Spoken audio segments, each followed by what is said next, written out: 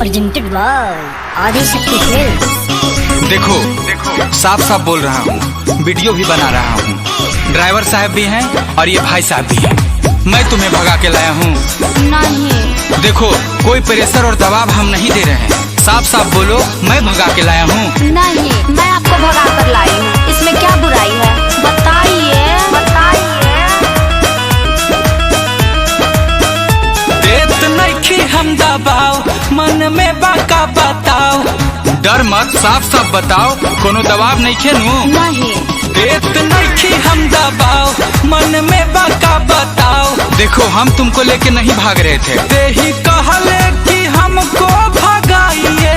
तो इसमें क्या बुराई है? बताइए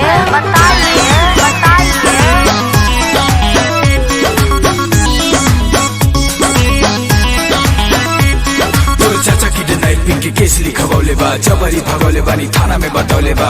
काई सही है?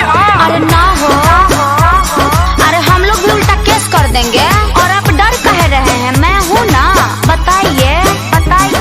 देखो ड्राइवर साहब भी यही हैं और सोनू भाई भी यही हैं। अभियो बोलोगी तो अभी गाड़ी घुमाते हैं और घर पहुंचा देते हैं। तो घर वापस जाने के लिए आपके साथ भागे थे? बताइए।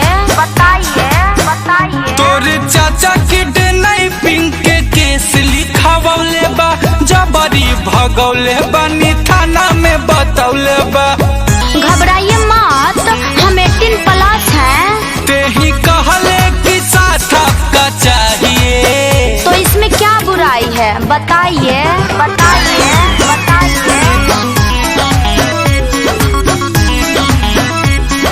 तोरे चलते थैले बानी हम ऐसन रहा, यादव राज कुंदन कर बाणी गवा। अरे तो आप रोशन कुंदन को भी बुलाइए।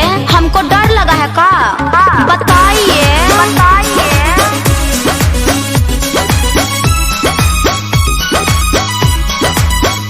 तोरे चलते धैले बानी हम ऐसन रहा, यादव राज गुंजन कर बाणे गवा। का ड्राइवर साहब सुन रहे हैं ना? तुमी हो रहा कल्लू घर से ले जाइए। तो इसमें क्या बुराई है? बताइए। देख लास्ट बेरी कहत है, मौका पर पलटी है मत। अच्छा, तो हम पलटने वाले हैं। बताइए।